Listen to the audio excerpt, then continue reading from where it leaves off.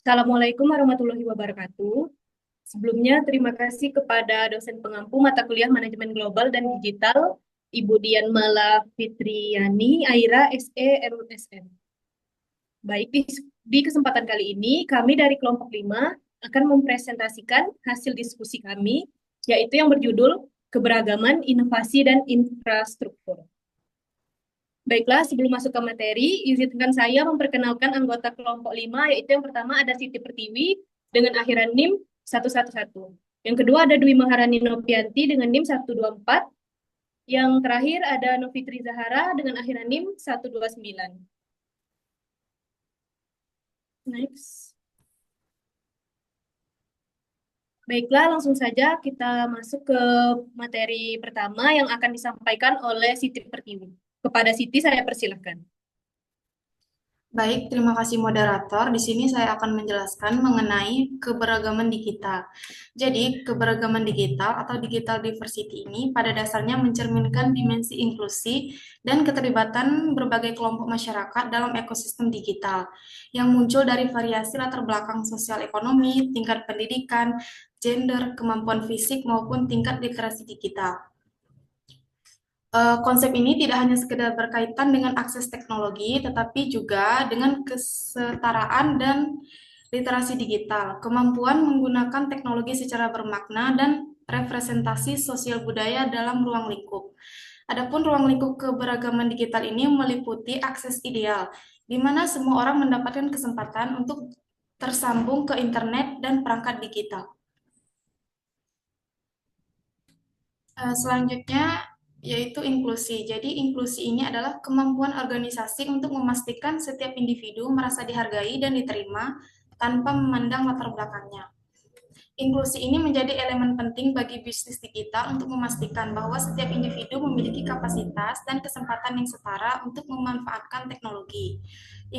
Inklusi digital ini bukan hanya menyediakan akses perangkat atau jaringan, tetapi juga memastikan adanya literasi digital, kenyamanan dalam penggunaan teknologi, serta desain layanan yang ramah bagi berbagai kelompok. Jadi inklusi digital ini tidak dapat meningkatkan daya saing organisasi karena mendorong partisipasi yang lebih luas dari pengguna dan karyawan, terutama dalam lingkungan kerja berbasis teknologi. Next. Selanjutnya, apa itu Electronic Word of Mouth atau EWOM. Jadi Electronic Word of Mouth ini adalah pemasaran melalui media digital dalam menyebarkan informasi berkaitan pengalaman pengguna suatu produk sehingga masyarakat dengan mudah menerimanya dan mempengaruhi keputusan pembelian. Jadi dalam era digital saat ini, Electronic Word of Mouth ini telah menjadi salah satu pilar strategis bagi perusahaan digital untuk mendorong inovasi sekaligus memperkuat model bisnis mereka. Next. Selanjutnya, strategi EWOM untuk mengelola inovasi dan model bisnis digital. Untuk mengelola strategi EWOM ini secara strategis, bisa dibuatkan tim khusus untuk memonitor umpan balik, melakukan analisis sentimen, dan merespon secara tepat. Kemudian indikator kinerja word of mouth ini misalnya jumlah ulasan positif, waktu tanggapan terhadap kritik, dan jumlah ide yang muncul dari EWOM itu, yaitu teknologi analitik seperti text mining, sentiment analysis, dan dashboard EWOM bisa digunakan agar insight konsumen bisa diekstrak dengan efisien dan disalurkan ke dalam siklus pengembangan produk dengan cepat.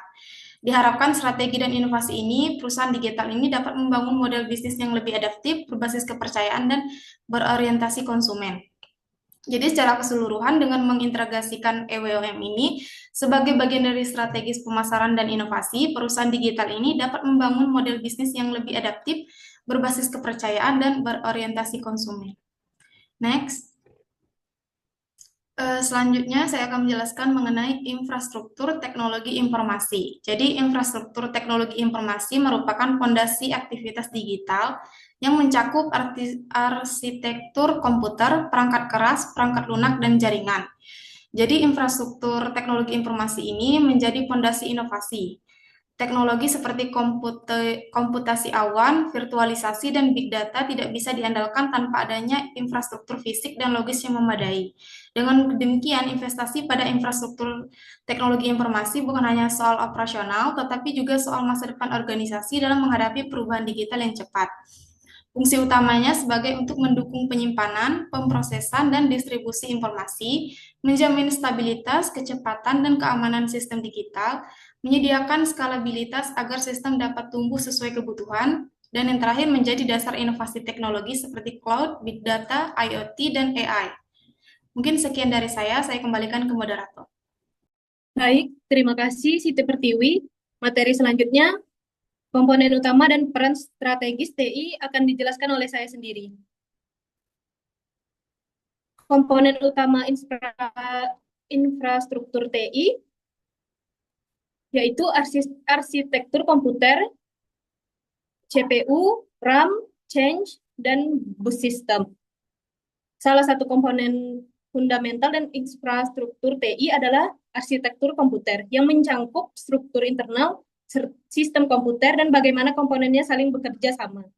Arsitektur komputer termasuk elemen-elemen penting seperti CPU, change memory, tempat penyimpanan cepat untuk data yang sering digunakan oleh CPU, mempercayai eksekusi perintah. Selanjutnya, peran strategis, yaitu yang pertama meningkatkan efisiensi dan kecepatan operasional, yang kedua mendukung otomatisasi proses dan integrasi sistem, yang ketiga menjamin keamanan data dan kelancaran akses real time, yang terakhir menjadi fondasi layanan dan inovasi digital modern. Next.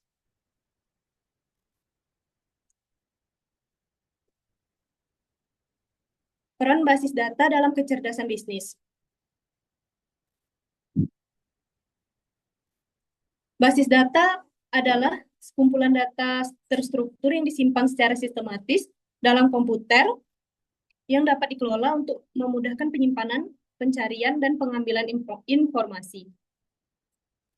Basis data merupakan salah satu komponen paling mendasar dalam pengembangan kecerdasan bisnis karena seluruh proses analisis, validasi, hingga pengambilan keputusan berangkat dari data yang tersimpan dan terstruktur dengan baik.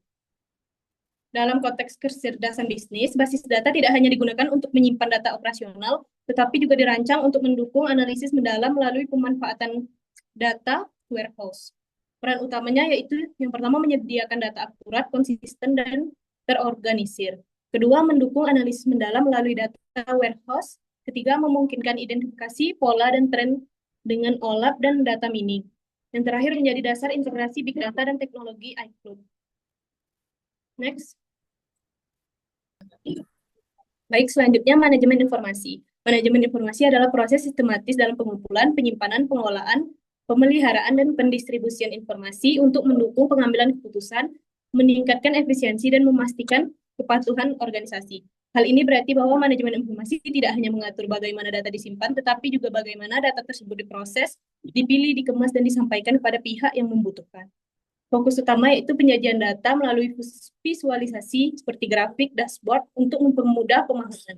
Penyebaran wawasan melalui sistem knowledge management, menjaga keamanan, etika, dan privasi data sensitif. Yang terakhir, mengurangi informasi yang tidak relevan untuk keputusan lebih tepat. Next.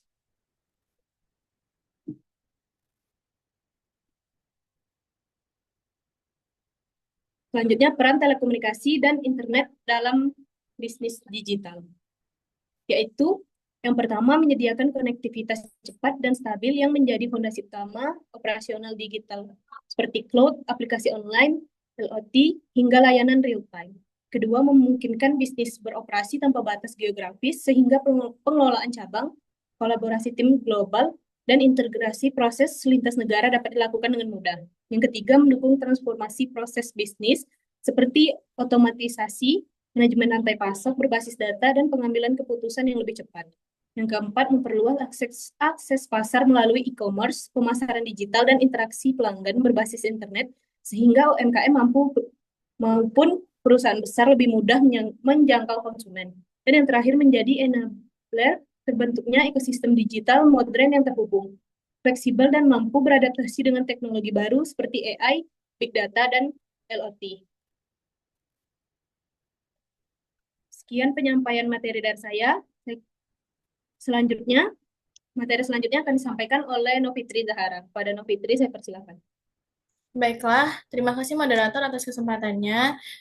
Jadi yang selanjutnya saya akan menjelaskan mengenai teknologi tanpa kabel atau wireless dalam inovasi bisnis. Nah, yang pertama, teknologi nirkabel ini seperti 5G dan juga Wi-Fi 6 itu membuat aktivitas bisnis lebih fleksibel karena perangkat bisa terhubung tanpa kabel.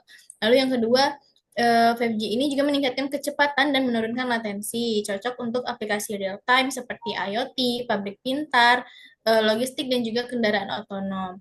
Kemudian Wi-Fi 6 itu membantu perusahaan menangani banyak perangkat sekaligus, sangat efektif untuk kantor modern dan juga sistem hybrid working. Kemudian yang terakhir, wireless teknologi itu mendukung transformasi bisnis yang lebih mobile, cepat, dan juga berbasis data. Baiklah, selanjutnya tantangan pengembangan infrastruktur digital. Jadi biasanya dalam proses pengembangan ini itu terdiri dari beberapa tantangan yang biasanya terjadi, yaitu yang pertama ada akses internet dan 5G belum merata, kemudian regulasi seperti pembagian spektrum dan keamanan jaringan masih perlu diperkuat, kemudian juga ada ancaman keamanan siber menjadi tantangan besar juga yang menuntut kebijakan dan proteksi berstandar internasional. Nah, selanjutnya ada dampak infrastruktur digital. Yang pertama itu ada konektivitas lebih cepat, itu meningkatkan efisiensi operasional seperti otomatisasi, monitoring real time, dan pengambilan keputusan lebih cepat. Kemudian yang kedua, internet dan 5G itu mendorong terciptanya model bisnis baru seperti platform digital, layanan on demand, dan subscription. Lalu yang ketiga, teknologi netkabel itu memperkuat kemampuan bisnis untuk bersaing secara global lewat integrasi data dan koordinasi lintas negara. Selanjutnya, saya akan menjelaskan mengenai studi kasus dari salah satu artikel yang berjudul Human Resource Strategy Development in Facing Challenge of Digital Transformation pada PT Telkom Indonesia tahun 2025.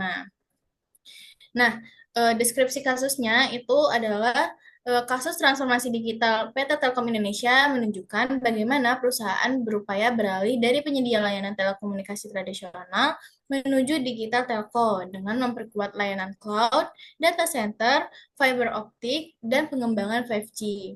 Namun, berbagai layanan digital Telkom seperti IoT, cloud, kesehatan digital, hingga platform sektor industri itu masih berjalan terpisah sehingga belum membentuk ekosistem digital yang terintegrasi. Nah, keberagaman portofolio digital ini sebenarnya menjadi potensi besar, tetapi tanpa integrasi yang baik, proses inovasi menjadi lambat dan sulit berkembang ke skala global. Selain itu, tekanan kompetisi dari perusahaan digital internasional membuat kebutuhan konsolidasi dan percepatan transformasi menjadi semakin mendesak. Nah, hasil analisisnya sendiri itu menunjukkan bahwa tantangan terbesar Telkom bukan hanya soal teknologi, tetapi bagaimana mengelola keberagaman layanan digital secara terkoordinasi agar membentuk ekosistem digital yang kuat. Kurangnya integrasi antar unit membuat inovasi tidak berjalan optimal dan menghambat kemampuan Telkom untuk bersaing di pasar global. Infrastruktur Telkom sebenarnya sangat maju, namun belum dimanfaatkan sepenuhnya untuk memperluas layanan ke pasar regional. Jadi ini menegaskan bahwa keberhasilan transformasi digital itu sangat bergantung pada integrasi sistem, inovasi berbasis data, dan juga tata kelola digital yang mendukung operasi lintas negara. Baiklah, selanjutnya untuk alternatif solusinya, yang pertama itu ada membangun digital integration framework, yakni kerangka integrasi digital yang menghubungkan seluruh aset digital Telkom mulai dari data center, cloud, 5G hingga platform digital ke dalam satu ekosistem yang saling terhubung dan dapat diskalakan secara internasional. Nah, yang kedua itu ada penguatan inovasi digital melalui pendekatan Global Innovation Model. Nah, Telkom tuh harus memastikan bahwa inovasi itu tidak berhenti pada penyelesaian masalah lokal saja, tetapi juga dirancang agar dapat diadopsi di pasar regional dan internasional. Pendekatan ini tuh mencakup pengembangan platform digital yang scalable, cloud native, dan berorientasi global sehingga inovasi dapat berkembang melampaui batas geografis. Kemudian yang ketiga ada mengembangkan strategi pemanfaatan infrastruktur digital untuk pasar internasional. Nah, infrastruktur yang dimaksud di situ seperti fiber backbone internasional, edge data center, dan jaringan 5G harus dijadikan aset untuk menarik pelanggan global dan enterprise lintas negara. Kemudian yang keempat ada menyelaraskan seluruh strategi digital melalui governance model berbasis data dan standar global. Jadi Telkom itu dapat mengadopsi digital governance yang menghubungkan integrasi platform, standarisasi teknologi, keamanan data global, dan orkestrasi operasi digital lintas unit. Selanjutnya ada rumusan rekomendasi. Yang pertama ada bisa dengan membangun ekosistem digital yang terintegrasi. Jadi Telkom tuh perlu menghubungkan seluruh layanan digitalnya dalam satu ekosistem terintegrasi agar operasional lebih efisien dan juga siap bersaing secara global. Kemudian yang kedua itu memperkuat inovasi digital yang scalable. Jadi Telkom disarankan untuk mengembangkan inovasi digital yang dapat diperluas ke pasar regional, bukan hanya untuk lokal. Lalu yang ketiga, mengoptimalkan infrastruktur digital untuk ekspansi global. Jadi Telkom perlu memaksimalkan jaringan fiber, data center, dan juga 5G sebagai modal kuat untuk memperluas layanan digital ke luar negeri. Baiklah, saya rasa itu saja materi yang dapat saya sampaikan. Saya kembalikan ke moderator.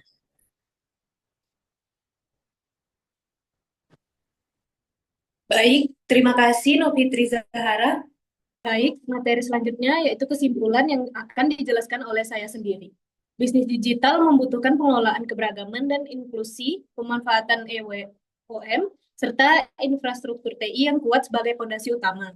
Basis data dan manajemen informasi menjadi pusat kecerdasan bisnis yang mendukung keputusan berbasis data, kemajuan telekomunikasi, internet, dan teknologi nirkabel mempercepat integrasi layanan dan mendorong lahirnya inovasi baru. Studi kasus Telkom menunjukkan pentingnya integrasi ekosistem digital, inovasi yang scalable, dan strategi global agar organisasi mampu bersaing di era digital.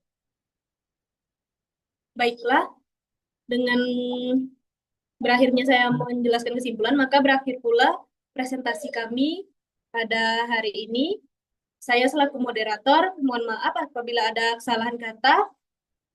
Saya akhiri. Wassalamualaikum warahmatullahi wabarakatuh.